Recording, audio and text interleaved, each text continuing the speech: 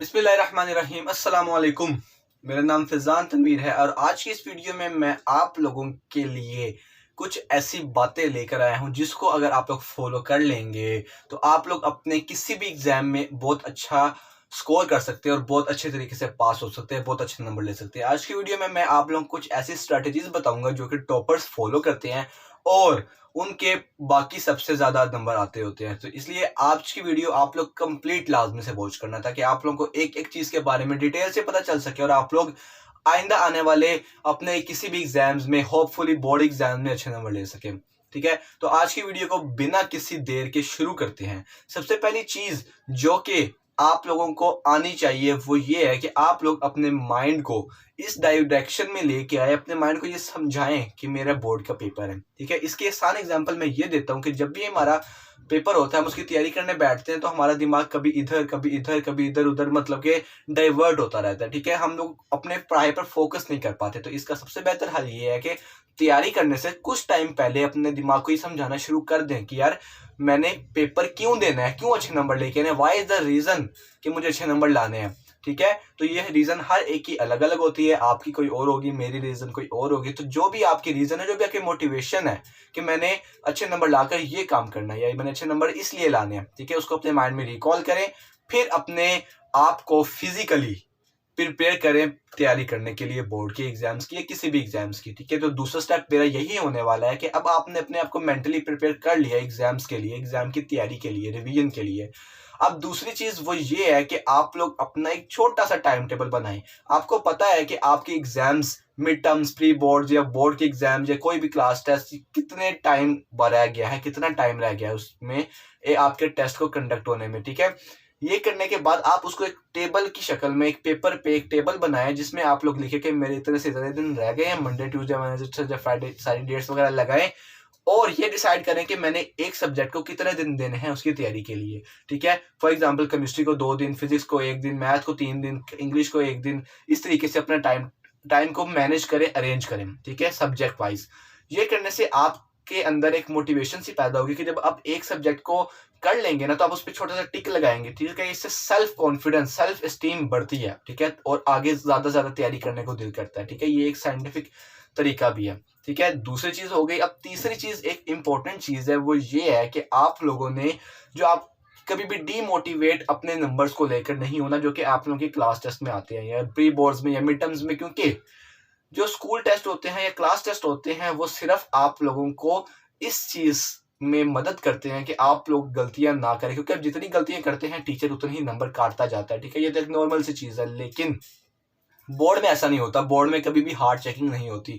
Hard checking सिर्फ school में होती है। वो भी किस लिए होती है? ताकि बच्चे उस गलती को बोर्ड में रिपीट ना करें। ठीक है, क्योंकि वहां पर बोर्ड में उनके पास टाइम लिमिटेड होता है। ठीक है, उन्होंने ज्यादा से ज्यादा बस चेक करना होता है, जल्दी जल्दी से शीट्स कवर करनी होती है। ठीक है, तो उनके पास इतना टाइम नहीं होता कि वो आपकी एक एक चीज पढ़कर चेक करें और उस पर इसका नंबर दें। ठीक है, तो अपने पेपर को प्रेजेंट इस तरह करें, अटेम्प्ट इस तरह करें कि उसको पढ़ने की या देखने की जरूरत ना पड़े, वो बस आंखें बंद करके टिक लगाता चला जाए। और ये कब होगा? जब आपकी पेपर प्रेजेंटेशन बहुत आउट क्लास होगी। ठीक है, और उसके अलावा थोड़ी सी आपकी तैयारी भी अच्छी होगी। इसके बाद जो नंबर 4 जो चीज है वो ये है कि आप लोगों ने अपनी तैयारी अपने सब्जेक्ट के वेटेज के हिसाब से करनी है। ठीक है, आप लोगों को टीचर्स ने ये कहा होगा कि आपने साइंस सब्जेक्ट्स और कंपलसरी सब्जेक्ट्स जिसमें फिजिक्स, जिसमें इंग्लिश, उर्दू, पाक स्टडीज, इस्लामियात वगैरह आते हैं, इन पे बराबर फोकस करना है बेसिकली।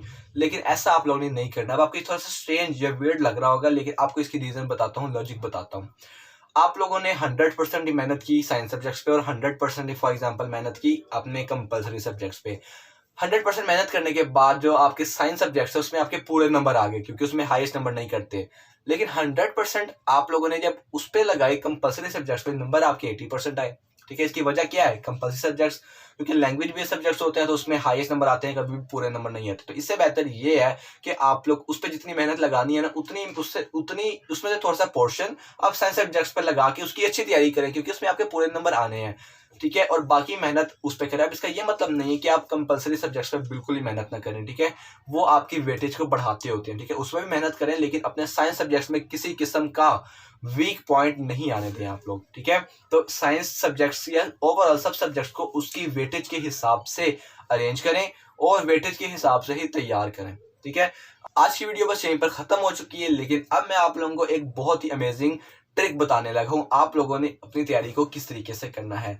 जब भी आप लोग अपने सब्जेक्ट्स को तैयार करने लगे तो सबसे पहले आप लोगों ने एमसीक्यूज, ऑब्जेक्टिव यानी ऑब्जेक्टिव और शॉर्ट क्वेश्चंस, इन दोनों को 100% तैयार करना है। इसमें किसी किस्म का लूज पॉइंट नहीं छोड़ना, किसी किस्म के नंबर नहीं कटने देने, ठीक है, क्योंकि लॉन्ग क्वेश्चंस ऐसा हिस्सा होता है जिसमें मेहनत ज्यादा करोगे तब आपके पूरे नंबर आएंगे, लेकिन शॉर्ट क्वेश्चन या ऑब्जेक्टिव इस तरीके का है कि आप लोग एक नॉर्मल सी मेहनत करके भी इसमें पूरे नंबर ला सकते हो। जब आप इसमें अच्छे नंबर या पूरे नंबर ले आओगे तो आपके पूरे पेपर में से 70 नंबर तो सिक्योर हो जाएंगे, ठीक है।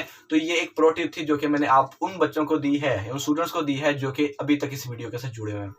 अगर आपको आज की वीडियो पसंद आए तो इसको लाइक कीजिएगा ताकि इस तरह की मैं हजारों वीडियोस और बना सकूं आप लोगों के से रिलेटेड, आप लोगों के बोर्ड के पेपर से रिलेटेड।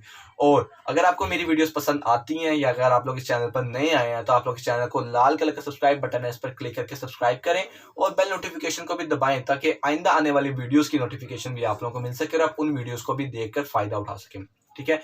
अगर आप लोगों के कोई भी क्वेश्चन है, आप लोग किसी किस्म का वीडियो आइडिया देना चाहते हैं तो आप लोग मुझे कमेंट सेक्शन में बता सकते हैं। मैं हर वीडियो कमेंट सेक्शन से ही उसका टॉपिक पिक करके वीडियो बनाता होता हूँ। और इस वीडियो को दबाकर शेयर करो ताकि ये ज़्यादा से ज़्यादा लोगों को पहुँच सके, ज़्यादा से ज़्यादा लोग इसको अच्छे तरीके से गेन कर सकें, ठीक है, उनको ये वीडियो मिल जाए, ठीक है। और अगर आप लोग किसी किस्म का कोई सवाल पूछना चाहते हैं, आप लोग के पर्सनल सवाल पूछना चाहते हैं तो आप लोग मुझे इंस्टाग्राम पर लिंक मैंने नीचे डिस्क्रिप्शन में दिया, वहां जाकर मुझे फॉलो करके डीएम कर सकते हैं। मैं इंशाल्लाह वहां पर भी आपका जवाब लाजमी तरीके से दूंगा, ठीक है। मिलता हूं मैं आपसे किसी अगली इंटरेस्टिंग वीडियो में। अपना बहुत सा ख्याल रखें, दुआओं में याद रखें। अल्लाह हाफिज।